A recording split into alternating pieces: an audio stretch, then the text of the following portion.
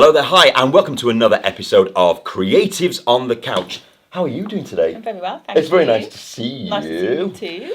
Well, on today's episode, we have got the best-selling author, Shane Senior. Hello, sir. Hello. Thank you for being here. No, it's good. Thank you for having me. You're looking all rugged and... Loving the jacket. I'm loving Thank the you. teeth. Look at them. Teeth. Got Very the white. full Hollywood smile, haven't you? Oh my days. Beautiful. Tipex. That's what I have to use. Nice to see you, sir. Yeah, nice So- to see you both. What we're going to do is we're going to take you right the way back through your life, really, and delve down and see what Sounds makes good. you tick and, you know, find out your story. That's what our viewing figures, they like to hear, Yeah. you know, all Sounds about good. you. So let's go right the way back to the beginning. Take us back to your childhood. You know, what was that like for you? Where were you based and everything like that?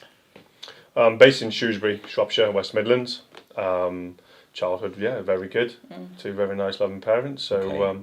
nothing to grumble with there. But I think, you know, when I was probably a youngish kid, I was probably a bit of a bully at school. And then, you know, I think when you get to secondary school, I matured a little bit, and then a lot of that stopped.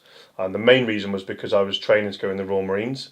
So that sort of matured me because I had goals and ambitions, and I was doing more fitness orientated stuff, whereas, you know, a lot of my mates were going out drinking and smoking and all that sort of stuff, whereas I was kind of matured, you know. So yeah, my whole mentality and philosophy over the cruel side of things, you know, kind of changed really. So you were a bully. Not like really bad, you know. I was not the worst in the school, but I was not the best neither. You know, it was kind of like, yeah, you know, name calling, you know, the usual stereotypical type things that a lot of kids do. Thug.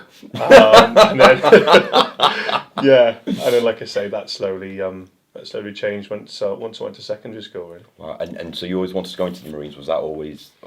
I think your I thing? joined the Army Cadets at 13, and so I progressed through there for a good sort of 3 years, became a sergeant, and that was really where that sort of dream come from. Of course, as you get to sort of 14, 15, you're really thinking about what am I going to do in my career, where am I going to go with this, you know. And before I went through all the selection training and before I passed everything, I was scheduled to go to college, and I went to college for a month, and that was to study sports and the anatomy and everything.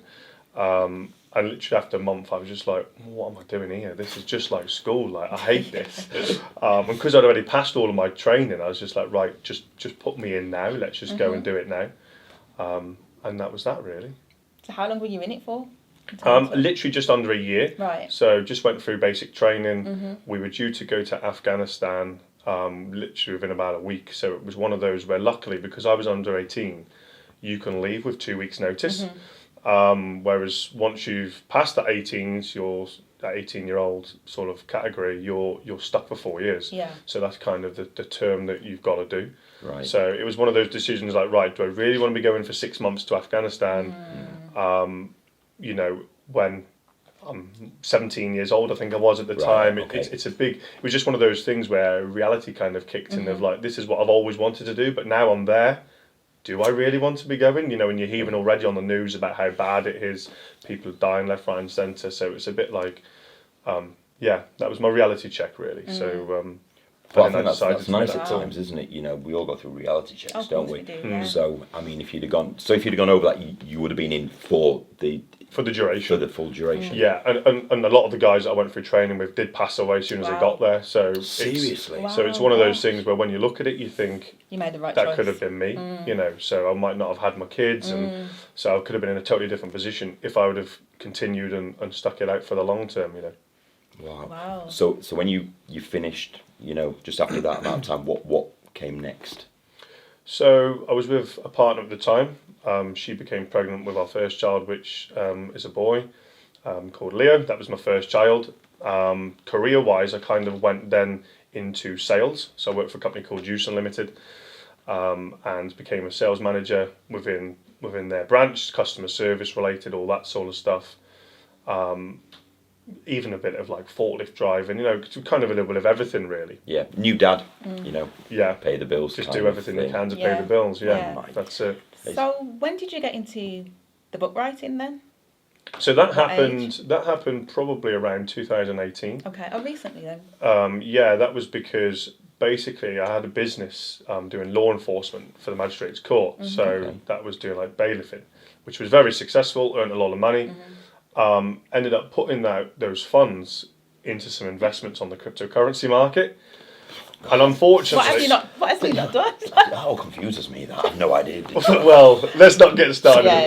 Because if I would have left my money where it was on Bitcoin and Ethereum, then I'd be sitting here with millions in my Yes. bank today. You'd own this studio. Yes, good chance, yeah. But unfortunately, I changed them from Bitcoin and Ethereum to what's called altcoins. And altcoins were like coins within the market. So let's just say you wanted to set up a new company. Okay. You divide your company into coins, basically.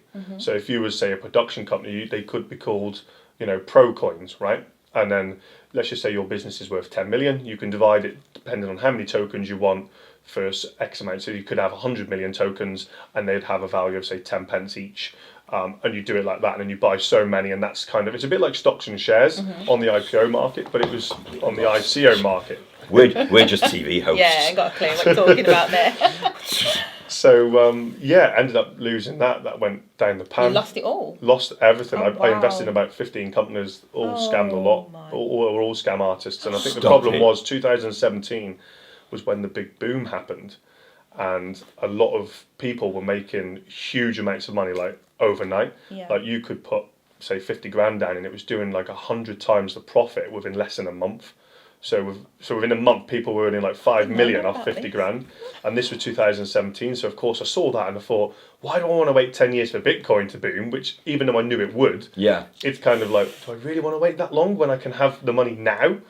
As you do, you learn because you get greedy and you get carried away, and then put it on the altcoins, and then they just ended up being companies and corporations that ended up just disappearing. Whether they went to the Bahamas with your money, I With don't your know, money. just disappeared. what a With shame. they had millions off other people as well. Like just companies just went under, disappeared, and of course they've kept all the investors' funds basically. So from Did you know any of this goes on? I've Because never heard of that. I've heard of Bitcoin. I've heard, I did, but I didn't even think that was real. I thought it was like Monopoly or something. Yes. Wow. Yeah, no, it's a big thing, and you might have seen last year, like Bitcoins went up to about £40,000 each, and I was buying them at probably about £4,000. So you can Even imagine. that's a lot, So that's though. still 10 times your profit again. So if you put, say, 100 grand down, that's $1 million just from 100 grand. So, which the position I was in, if I would have kept it, I would have been sitting on a nice pot right now. But unfortunately, I put them in Oh my the dear. wrong place. It wasn't meant Yeah. to be. Again, it was wasn't your meant journey. to be. Yeah, Yeah. it wasn't meant to be my journey, and I learned a lot of lessons from that. It makes you stronger. Why don't you write wiser. a book about it? Or did you? No, so I didn't really cover that within the book. I want to do an autobiography once I'm become more established as an actor. Yeah. That was something I was going to do at the time, rather than writing this book, Positive Thoughts, Positive Outcomes. I was going to do an autobiography, but I'm kind of waiting for the right moment for that. Sure. Because I think once you're a little bit more established, it's a lot easier to sell the copies than Sure, it is yeah. when nobody really knows who you are. Yeah. Yeah, so tell us a bit about this book then. Where's the inspiration come from? What's it about? So before I even got to the book, I actually became a public speaker. Right. So I was doing Wow. public Oh, speaking okay. about the journey that I went through, Yeah. more motivational speaking, trying to inspire people. If you do go through a similar situation what I've been through, how to overcome those problems and not put yourself in the ground, basically, because similar situations, a lot of people could have ended up very suicidal from that. We've all had those thoughts. When you're in a Seriously. position where you can go and buy what you want, to then all of a sudden, well, now I'm counting my pennies.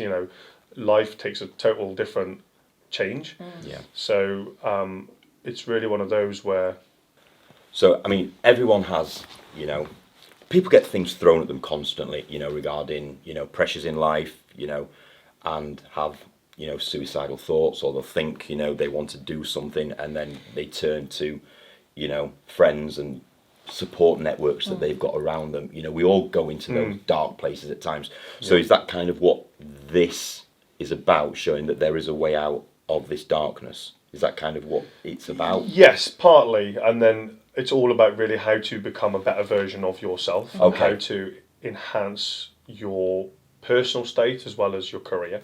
Okay. Because the 14 principles are kind of what I learned when I went through my spiritual transformation. Okay.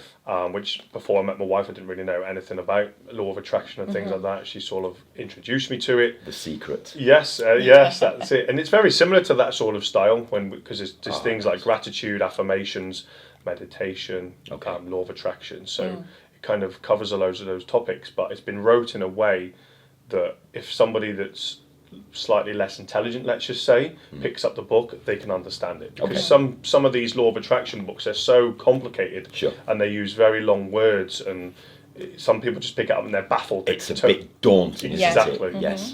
Yeah.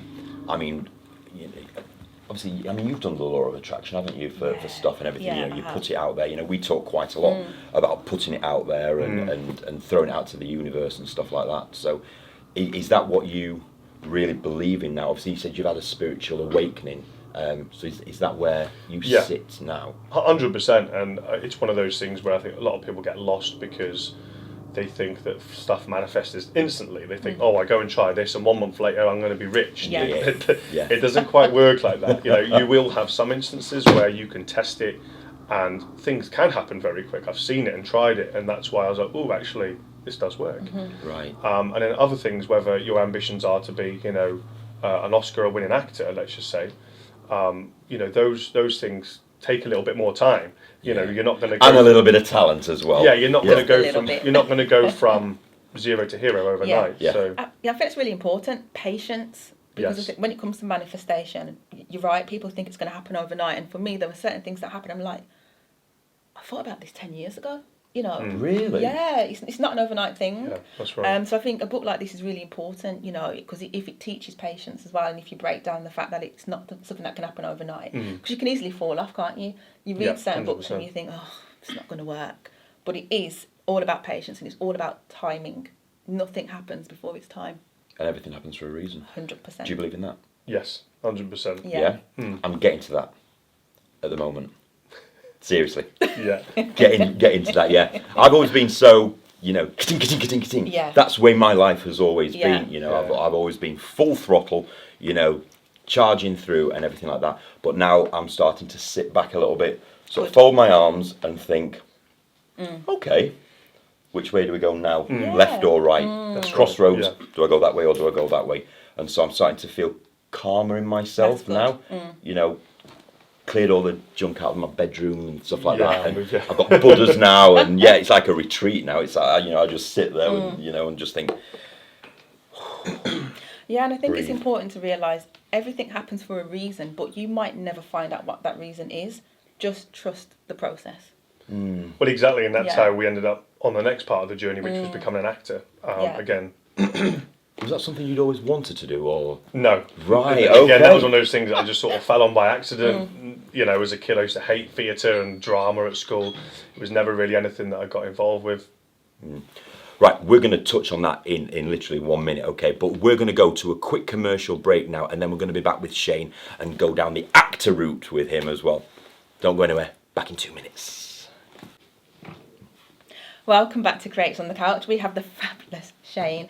Now, we're going to talk about your acting now. Now, I know Shane is a fabulous actor because we've actually worked together, haven't we? Have you? We We have indeed, have. yes. So On what? When? How? it was it last year or the year before? Something like that, yeah. We did Is a it little within the last year or two, It wasn't was, it? yeah. It was Hostage Negotiator, wasn't it? Yeah. It was like a showreel Okay. workshop that we did. Yeah, that's right. Amazing. So it's great to have you here today. I didn't even know you wrote books, to be honest. Yes. So, yeah. That's good. So let's get into the acting then. So you didn't plan to get into acting. So have you not been doing it very long? I'm quite surprised, actually, because you are phenomenal. When we were on set, you really helped me, you know, learn my Thank you. lines. And you were just so convincing.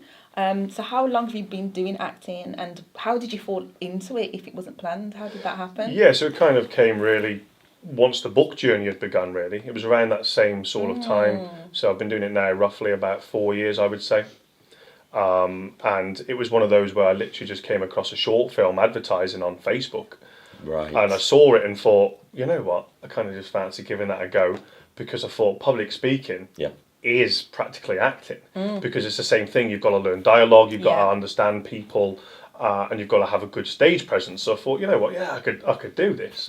And just thought I'd give it a go. Did a couple of short films and student films to start with, And that was it. And then I really enjoyed it and thought, you know what, I can really see this going further, and decided to continue to pursue it, learn new skill sets, and take it from one thing to the next, really.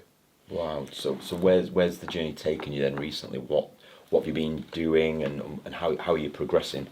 So I'm an actor, stuntman, motion capture performer, and voiceover artist. So Stop it. I cover a lot of the topics within the industry. So I do like motion capture for computer games as well, voiceovers for computer games, as well as doing stunts for various films. What sort of stunts?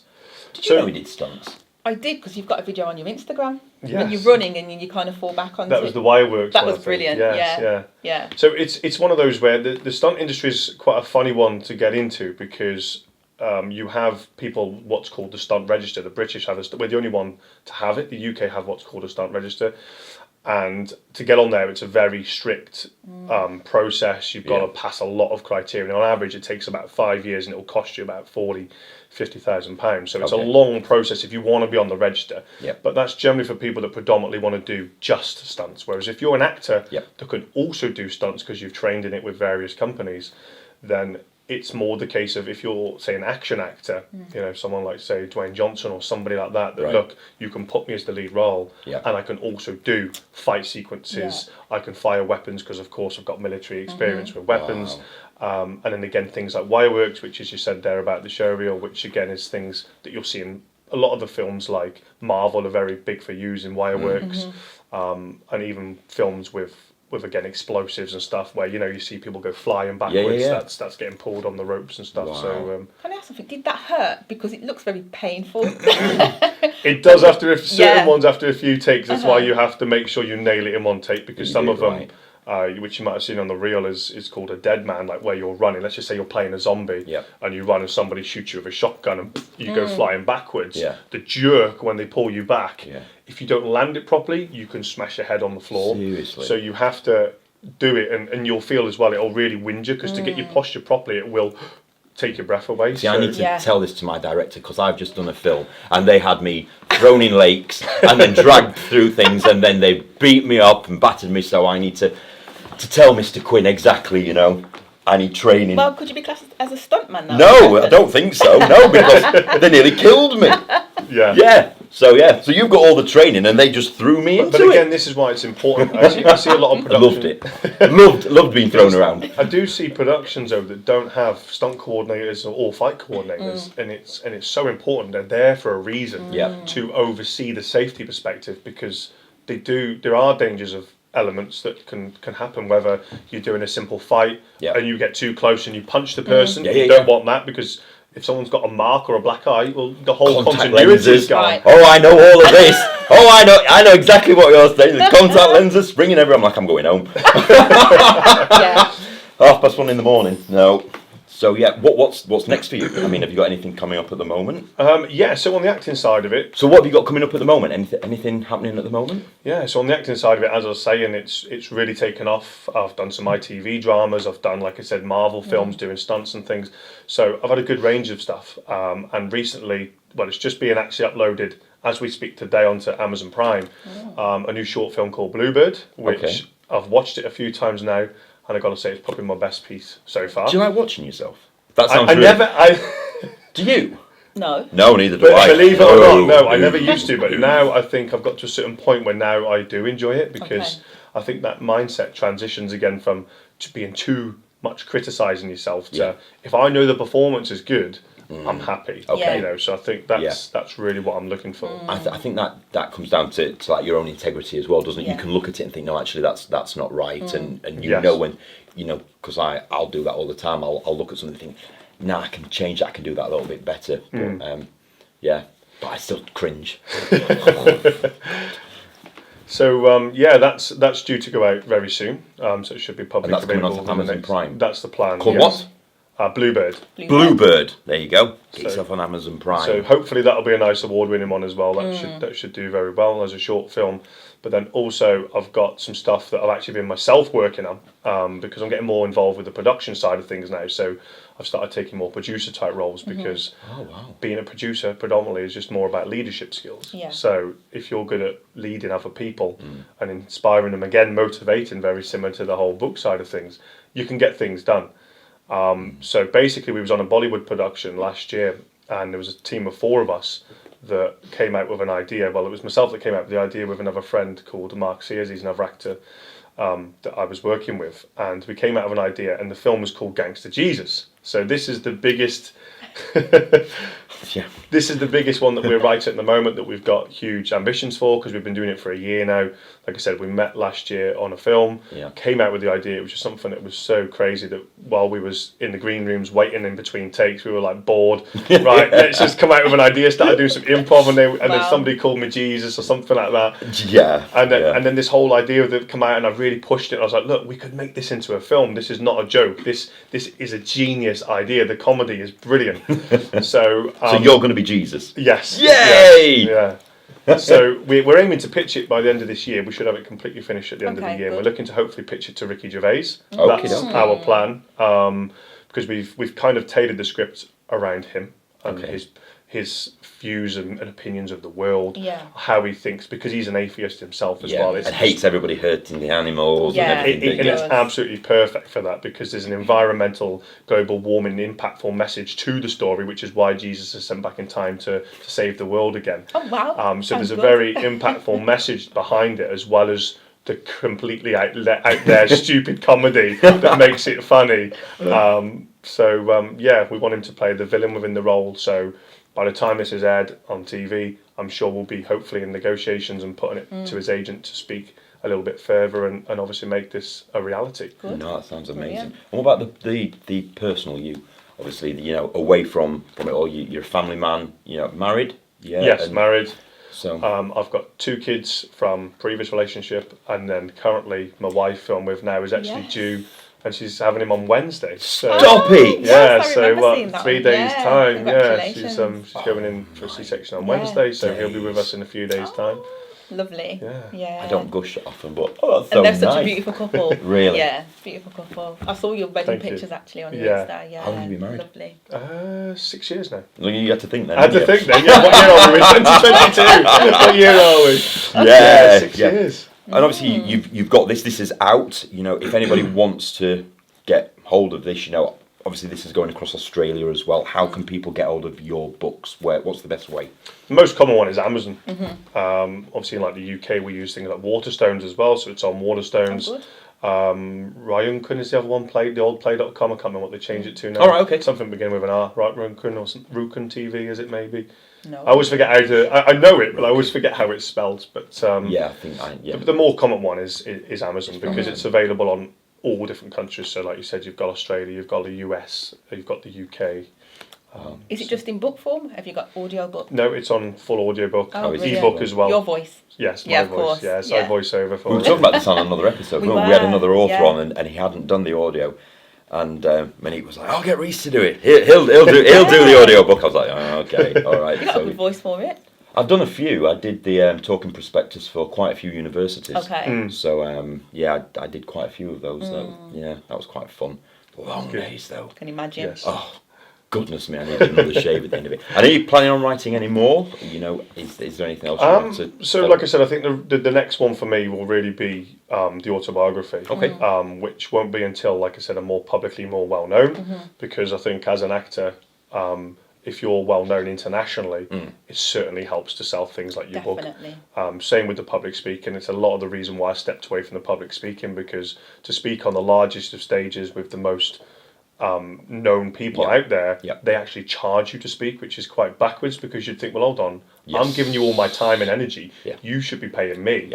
But they want you to pay them. So it was a bit of, I was getting confused, like, hold on, I've spent too much money here now as a speaker, I need to start earning more as a speaker. So it's easier, again, if you are well known, which is why you'll see a lot of celebrity people in the industry, like actors, you'll see them as well, sports people that do very well on the public speaking side of things as well. And politicians and former prime ministers, they're making a fortune. But so many people, starting out and going into I'll do the public speaking. I've got the voice for it. And I said, they're like, this is what you have to pay us to come on to our scene. Right? Oh dear! But it sounds like you've got a lot of exciting things coming up. And you two going to work together again? Yeah, we should do. Yeah, Great. that'd be Yeah, good. I hope Got we Mary will do. Magdalene here, gangster, Stick her in. I do want to play a gangster role, actually. Yeah. You keep saying that, don't you? I actually do. Yeah, she's been dreaming of that for such a long time. As long as I can wear my heels. That's good. Well, we've got a horror that we're working on as well at the moment. I've got a gentleman writing a horror that we're looking to film out in Norway next year. Okay. Another friend actor of mine, he's got a location already sorted. It's one that's within the family, which is fantastic. And it's one of those, it's like a barn out in the middle of nowhere with a private lake in Norway. Oh, And wow. they've even got old Viking gravestones. So we were like, this is perfect. Sounds Like, this is a perfect. perfect location. So we're doing a bit like, like Hostel, Yes. Saw, brutal murder type of film, Yeah. where they sort of go on an adventure, but the guy wants to sacrifice his friends to the gods because he really believes in the old pagan ways. So there's going to be a lot of like sacrificing and again limbs cutting off. Oh, getting excited People over that being one. killed. Being a horror Sweet, actor. yeah. Yeah. So again, that's one that, if we can't get additional funding, I'm going to be funding it myself with my friend. He's looking at doing it as well next summer. But again, we'll be looking, of course, the more funding you get, the more successful you can make it. Especially a film like that, special effects and CGI is a big thing. You've got a bright future ahead of you, Shane. Well, Thank you. Just thank you for being here. Sitting there looking like Jesus. It's been a pleasure. Just incredible. Best Thank of you luck both. with everything. So all of the details to get Shane's book and anything else that you want to speak to him about or send him messages about is all going to be on screen as well. Thanks for being here. We will see you again for another episode of Creatives on the Couch. Take care. Bye for now.